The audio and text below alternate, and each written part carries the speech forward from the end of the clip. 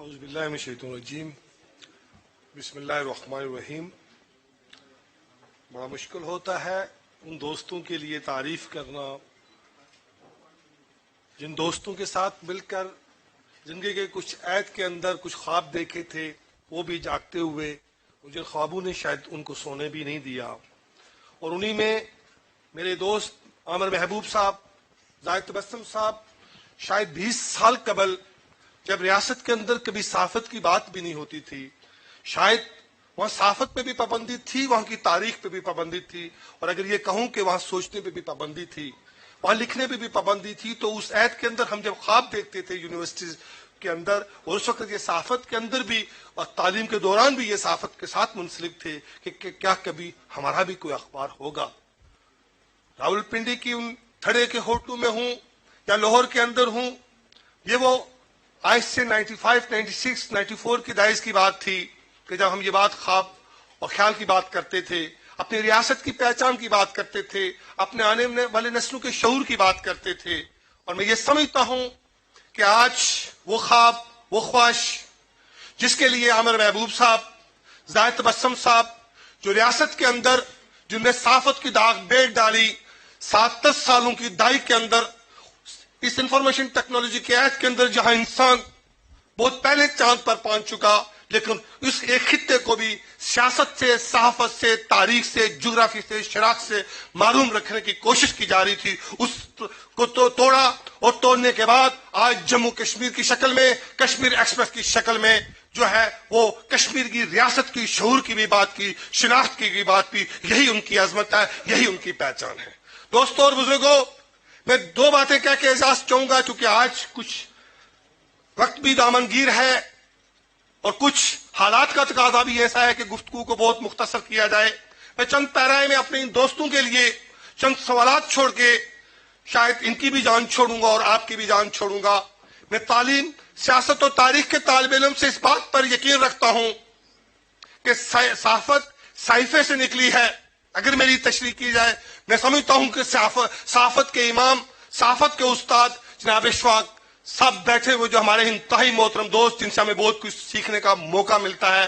میرے دوست نوجوان صحافی، کریٹو جرنلسٹ صفت عارف صاحب موجود ہیں، شاید وہ لوگ بھی اس کے بعد اس کی بات کی میری تشریح کریں گے کہ جب اس دنیا کے اندر، اس کائنات کے اندر رب کائنات اور انسان کے درمیان ہم کلامی کی بات ہوئی، پیغام رسانی کی بات ہوئی، جب کتابیں نازل ہوئیں، تو میں یہ ذاتی طور پہ سمجھتا ہوں، شاید معذرت کے ساتھ کیونکہ یہاں ممتاز قادری کی سوچ بھی ہے، تو مشال کو قتل کرنے کی سوچ بھی ہے کیونکہ وہ فتویٰ جاری نہ ہو جائے۔ میں یہ سمجھتا ہوں کہ قرآن عرض کے اندر سب سے پہلے اخبارات الہامی کتابیں تھی، اور سب سے پہلے صحافی جو ہے وہ انبیاء تھے، اسی کے پیغام پہ پیشہ بھی انبیاء کا پیشہ ہے۔ اور یہ جو انسان اور عوام اور حکومت، عوام اور عوام کے ساتھ جو رابطہ ہے، یہ وہ علم ہے، یہ وہ رشتہ ہے، یہ وہ سبق ہے جو آگے لے کے بڑھ رہے ہیں، اس لیے یہ انبیاء کا پیشہ ہے۔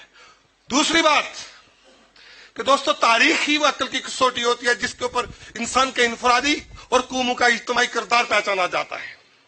تاریخ کے بارے میں شارٹ ورڈنگز میں کسی نے ایک بات کی تھی کہ record of past is called history, this is one narrative of history, another narrative of history is today is the tomorrow of the over today is the history of tomorrow۔ ہمارا جو آج ہے یہ کل کی تاریخ ہے، یہ 2 نیریٹو ہیں ہسٹری کے اوپر۔ اور جب ہم اس کے تناظر کے اندر دیکھتے ہیں تو ہمیں دیکھتے ہیں کہ ایران انقلاب ہو یا ہمیں فرانس کا انقلاب ہو یا 1857 کی جنگ آزادی کے بعد اس دنیا کی ڈائنامکس کو، اس کے اندر صحافت کے کردار کو آپ مائنس نہیں کر کے نہیں دیکھ سکتے۔ صحافت کی بھی اپنی ایک تاریخ ہے، صحافت کی بھی اپنی ایک ہسٹری ہے۔ جان ٹوئن کو 1663 کے اندر ایک کتاب پبلش کرنے کی بنیاد کے اوپر یورپ کے اندر آخری دفعہ پھانسی دی گئی، کیونکہ یورپ کے اندر بھی بہت سارے صحافیوں کو اور بہت سارے لکھنے والوں کو، بہت سارے سائنسدانوں کو پھانسی دی گئی جب وہ حق کی بات کرتے تھے۔ آخری پھانسی اگر میری غلطی پہ نہ ہو جو صحافت کی دنیا میں یورپ کے اندر گئی وہ 1663 کے اندر جان ٹوئن کو دی گئی، کیونکہ اس نے جو اپنے جو کتاب پبلش کی تھی اس کے ناشر کا، اس کو لکھنے والے کا نام بتانے سے انکار کر دیا تھا۔ اسی لیے صحافت یہاں تک ویسے ہی نہیں پہنچی۔ اور اگر برِ صغیر کی تاریخ کا اور صحافت کا اجمالی جائزہ لیں تو 1857 کی جنگ آزادی کے بعد برِ صغیر کے اندر سید احمد خان کی شکل میں اور 60s کی دہائش کے اندر مولانا محمد علی جوہر جو آکسفورڈ سے پڑھ کے آئے تھے. اس کے بعد اگر آپ آگے چلیں تو پنجاب کے اندر پیسہ اخبار اور زمیندار اخبار مولانا ظفر علی خان سمیت، اور اگر تاریخ کی اور آگے آئیں تو اس پاکستان کے کریٹر محمد علی جناح کا ڈان اخبار، اور آگے چلیں تو میں مولانا مودودی صاحب کا ترجمان القرآن، اور آگے چلیں تو میں سمجھتا ہوں کہ بھٹو کا مساوات اخبار، یہ وہ ساری چیزیں ہیں جو ہمیں کڑیوں تک جوڑتی ہیں. جو ہم اگر رشیا کے اندر دیکھتے تو 1 صدی پرانا ایک اخبار جس نے رشیا کے اندر انقلاب لایا، اور میکسم گورکی جس نے وہاں انقلاب لایا. اس تناظر کے اندر میں بات کر کے اجازت چاہوں گا دوستوں، وہ اس لیے کہ ہمیں یہاں تصویروں کی بات نہیں کر رہے. ایک جرنلزم ہے، ایک سینسنیشنلزم ہے، ایک جرنلزم ہے، ایک ریومرزم ہے. ان تمام چیزوں کے اندر بھی فرق کرنا چاہیے. جس طرح سیاست کے اندر بھی ایک پولیٹیکل لیڈر ہوتا ہے، ایک پولیٹیکل ٹریڈر ہوتا ہے، ایک پولیٹیکل ایڈورٹائزر ہوتا ہے، ایک پولیٹیکل ورکر ہوتا ہے. دونوں کی شکلیں ایک طرح کی ہوتے ہیں لیکن دونوں کے معنی اور دونوں کے مفہوم مختلف ہوتے ہیں. اسی طریقے سے جرنلزم کے اندر اور سینسنیشنلزم کے اندر اور ریومرزم کے اندر بھی فرق ہوتا ہے. میں آخری بات کہہ کے اجازت چاہوں گا. وہ آخری بات یہ ہے دوستوں اور بزرگوں، میں یہاں اگر اپنے پاکستان کے بہت معزز 2 دوست، جب میں دبئی کے اندر آیا، امجد اقبال امجد صاحب اور شاہ صاحب، جن کے اندر 2008 میں میری ملاقاتیں ہوئیں، اور اس وقت ہم نے کشمیر، یہاں کل شرق اخبار ہوتا تھا، وہ ہم نے کشمیر فورم کیا تھا، اس میں یہ دوست بھی موجود تھے. اس وقت ان کو معلوم ہے، اس وقت میں نے ان کو کہا تھا کہ میں اس ریاست، اس یو اے کے اندر اپنی کشمیری قوم کی شناخت کی بات بھی کروں گا، شعور کی بات بھی کروں گا. ہم کشمیری قوم کے نام سے پہچانے بھی جائیں گے، جانے بھی جائیں گے. اس سے ایک ایسے یو اے کے اندر کوئی فلپین کے نام سے پہچانا جاتا ہے، کوئی سوڈانی کے نام سے پہچانا جاتا ہے، کوئی ایرانی کے نام سے پہچانا جاتا ہے، کوئی اپنی قوم کی شناخت کی بنیاد پر پہچانا جاتا ہے. اسی بنیاد کے اوپر ہم نے یہ عہد کیا تھا کہ اس ریاست کے اندر ہم بھی دنیا کے اس خطے سے تعلق رکھتے ہیں، ہم بھی اپنی شناخت اور اپنے شعور کی بنیاد پر پہچانا جائیں گے. اور پھر ہمارے یہ دوست جو آئے، جن کو ہم نے بلایا، زاہد تبسم صاحب، عمر محبوب صاحب، انہوں نے آ کر اس خطے کے اندر بھی، کشمیریوں کے اندر بھی شعور کی بات بھی کی، شناخت کی بات بھی کی. اور آج جب جموں کشمیر اخبار کی بات آتی ہے تو جموں کشمیر ریاست کی بات بھی آتی ہے. آج جب کشمیر ایکسپریس کی بات آتی ہے تو ریاست جموں کشمیر کی بات بھی آتی ہے. آج جب ان اخباروں کا نام آتا ہے تو وہاں بے نام کشمیری قوم کی نام کی بھی بات آتی ہے، اور اسی کی شناخت اور اسی کے شعور کی تھنگ جڑ رہے ہیں. اور میں ایک بات کہہ کے کہ جس طریقے سے عامر بھائی، زاہد صاحب، آپ نے خواب دیکھا اور خواب پورا بھی ہوا، میں مبارکباد اس لیے نہیں دوں گا کہ وہ دھرتی کا کسب بھی تھا، اور اب کے دھرتی کے بیٹے کی حیثیت سے آپ کا فرض بھی تھا. آپ نے فرض ادا کیا اور اب کلم آپ کے ہاتھ میں ہے. لیکن میں ایک بات اور بھی کہہ کے اجازت چاہوں گا کہ کشمیری قوم کے باپ، کشمیری قوم کو پہچان دینے والے حضرت مقبول بٹ شہید، جس کو 1984 کے اندر بھارت نے تختہ دار پہ لٹکایا، اور وہ اس کی لاش سے اتنا خائف ہے کہ 34 سال گزر جانے کے باوجود بھی دہلی کے اندر تہاڑ جیل کے اندر اس کی لاش دفن ہے، اور اس کی لاش سے بھی خوفزدہ ہے، وہ نہیں دے پا رہا ہے. اس نے جو خواب دیکھا تھا، اس نے جو خواہش ظاہر کی تھی، اور کشمیری قوم کو جو نعرہ دیا تھا، جو سلوگن دیا تھا کہ کشمیر وطن ہمارا، اس کی خاطر ہم لڑیں گے، اس کی حفاظت ہم کریں گے، اس پر حکومت ہم کریں گے، وہ سوچ، وہ شعور اور وہ تعبیر بھی ایک دن پوری ہوگی، کیونکہ اس کی سوچ اور اس فکر کے لیے 1 لاکھ شہداء نے قربانی دی ہے.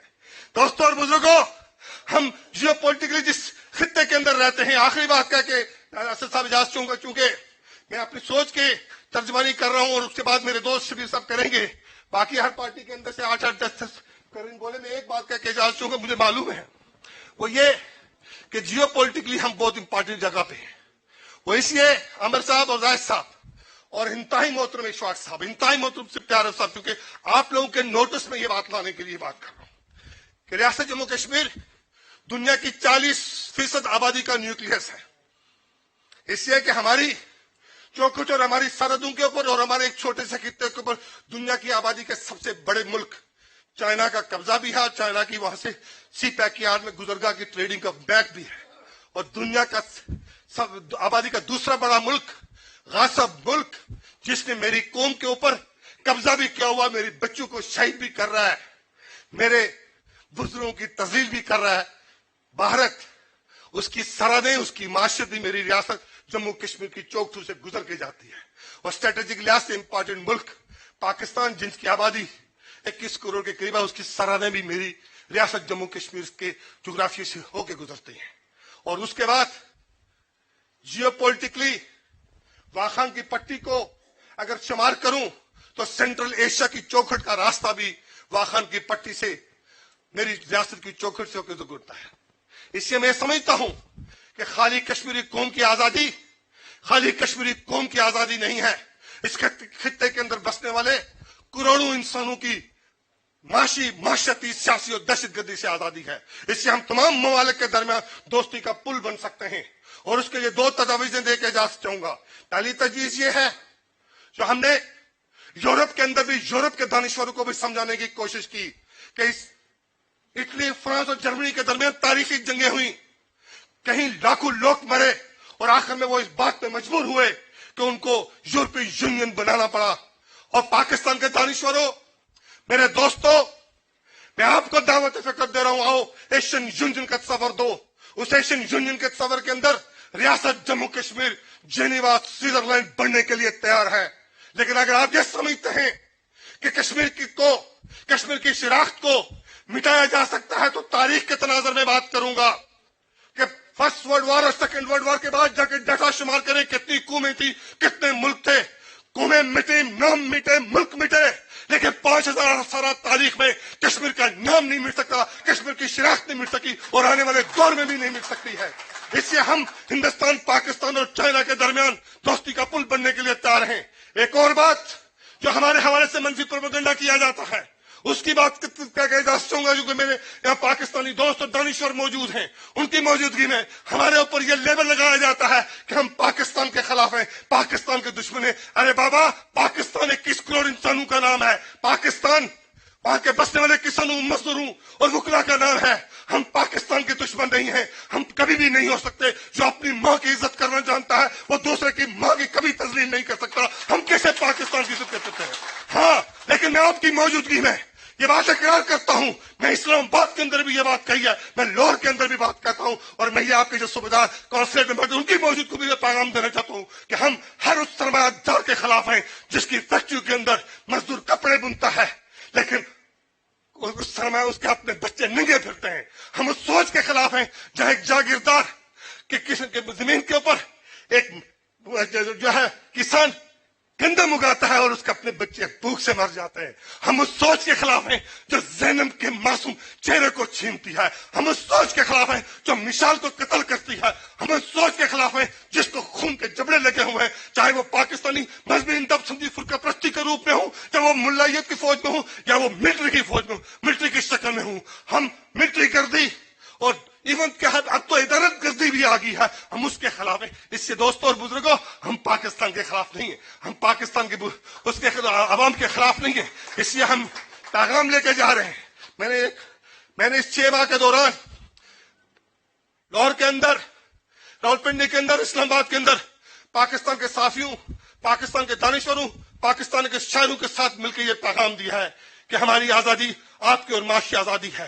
اس لیے کہ جو 75% بجٹ آپ کی افواج دونوں ممالک کی خرچ کرتی ہیں اپنے اصلاح کے نام پر، اپنے ایشو کے نام پر، اور وہ اگر اپنی تعلیم کے اوپر خرچ کریں گی، اپنی صحت کے اوپر خرچ کریں گی تو 75% لوگ پاکستان کے نام پر نہیں ہوں گے، 85% لوگ بنیادی حقوق سے محروم نہیں ہوں گے.